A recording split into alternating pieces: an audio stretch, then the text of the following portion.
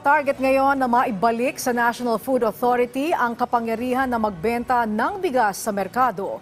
Ito'y para mapababa pa ng 10 hanggang 15 piso kada kilo ang presyo ng bigas. Ngunit paano ito gagawin? Alamin yan sa sentro ng balita ni Mela Lesmoras live. Angelic, inilatag ng liderato ng Kamara ang kanilang mga hakbang at plano para nga mapababa pa ang presyo ng bigas sa merkado. Ang ating mga kababayan, inaabangan na ang pagpapatupad nito. Bilang ilaw ng tahanan, si Flor ang taga-budget sa kanilang pamilya. Isa sa mga prioridad niya laging bilhin ay ang masarap at magandang bigas. Yun nga lang, kahit ano pang klase, pamahal talaga ng pamahal ang presyo nito. Yung binibili ko talaga, yung on top na bigas talagang like 65 per kilo, hindi ko pwede i-sacrifice yun. Kasi kunti lang kami magkanin tapos hindi pa yung talagang gusto namin. Dapat masarap na. Yes, dapat masarap na. So hindi namin sinasacrifice. Dito sa Kamara, isinusulong na ni House Speaker Martin Romualdez ang pagrepaso sa Rice Tarification Law para magkaroon ng mas mababang presyo ng bigas sa merkado. Kung paano, yan ay sa pamamagitan ng pagbabalik sa kapangyarihan ng National Food Authority o NFA na magbenta ng murang bigas. So yung tinatarget natin na by June, we should bring the price of rice down by at least 10 or even 15 pesos, na close to 30 pesos kada kilo. We will do this by having the NFA bring to the market affordable rice para sa lahat ng mamamayan na pwedeng silang bumili ng abot kaya ng presyo ng mga 30 pesos. So ito po ang bahagi nating mga amendments na pinapasan natin. Target ng Kamara na tapusin ang panukalang pag-amyenda sa RTL bago ang sinidiya adjournment ng Kongreso ngayong buwan. Para naman tuluyang maisakatuparan ng kanilang plano, kailangan din nila ng suporta mula sa Senado at Malacanang. We urge our friends in the Senate na gawin nila nitong urgent, and we will ask and coordinate with the Office of the President. Kaya ito po ang gusto talaga nating mahal ng Presidente na ibaba ang presyo ng ating presyo ng bigas para sa mamayan.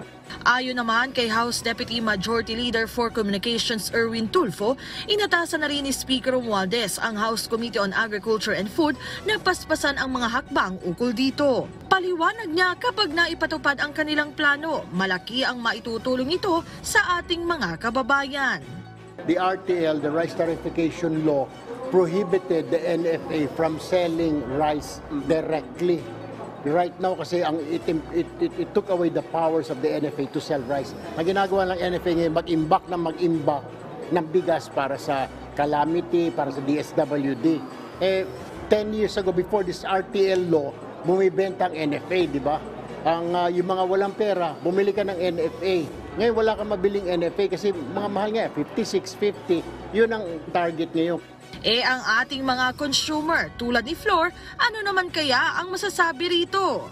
May mga NFA naman tayo na masarap din. Naranasin natin yan during pandemic time, di ba? Meron naman din. Agree ako doon na ibalik nila kasi mas marami talaga yung can't afford. Angelic, sabi ni Speaker Romualdez, kakausapin niya si Pangulong Marcos ukol nga rito sa kanilang plano sa Kamara para mapabilis nga yung pagpapatupad dito. Kaya naman inaabangan natin yung magiging bagong pahayag mula sa Office of the House Speaker kung ano yung naging resulta ng kanilang pag-uusap ukol dito. Pero Angelic, no, ang tanong ngayon, magkano nga ba ang presyo ng bigas ngayon sa ating merkado? Dito sa isang tindahan sa Quezon City, ito nga yung halimbawa ng mga presyo ngayon ng bigas. Naglalaro yung presyo mula 52 pesos hanggang 58, iba-ibang klase yan. Ito yung mabenta talaga dito sa tindahang ito ng mga klase ng bigas. At sa bahaging ito, meron pa naman tayong iba pang choices. Meron dyan na nasa 60 pesos, nasa 62, 65 pesos. At Angelic, meron din 70 pesos para sa brown rice at 80 pesos para sa red rice. Ito kasi brown rice at red rice, ito yung mas healthy na klase ng bigas, kaya yan ay mas mahal. So generally yan yung presyo ngayon, no? Pero Angelic, para sa kaalaman ng ating mga mga kababayan, hindi naman yan mismo yung tatapyasan ng 10 to 15 pesos, kundi ang plano nga ng Kamara magkaroon ng bagong competition o maibalik ulit yung NFA na maghahatid nga ng mas murang bigas para naman na kumbaga mapilitan yung iba pang mga brand na magbaba rin ng presyo dahil meron na silang kakumpetensya ulit sa merkado na mas mababang halaga ibinebenta yung bigas. So Angelic, sa ngayon inaabangan natin yung magiging development ito sa Kamara, pero ang target nga ng ating mga mambabatas maipasayan sa lalong madaling panahon. Angelic? Okay, nabanggit ba ng mga nakausap mong kongresista kung meron silang ilalagay na safeguards sa pag-amyanda nila sa rice tarification law para sa ganon ay hindi maabuso ng NFA yung kapangyarihan na magbenta sa merkado dahil nagkaproblema na dyan dati kung iyong matatandaan? Yes, Angelic, magandang katanungan nga yan.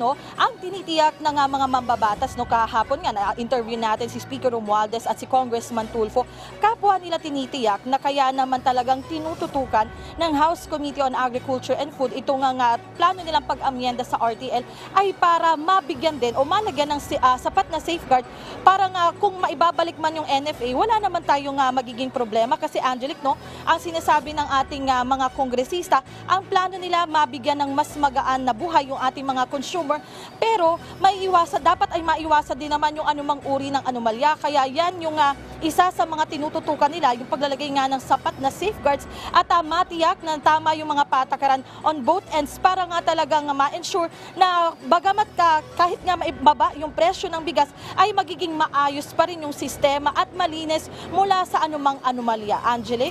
Yes, Mela, umaasa ang lahat sa mas mura at dekalidad na bigas. Maraming salamat, Mela Lesmoras.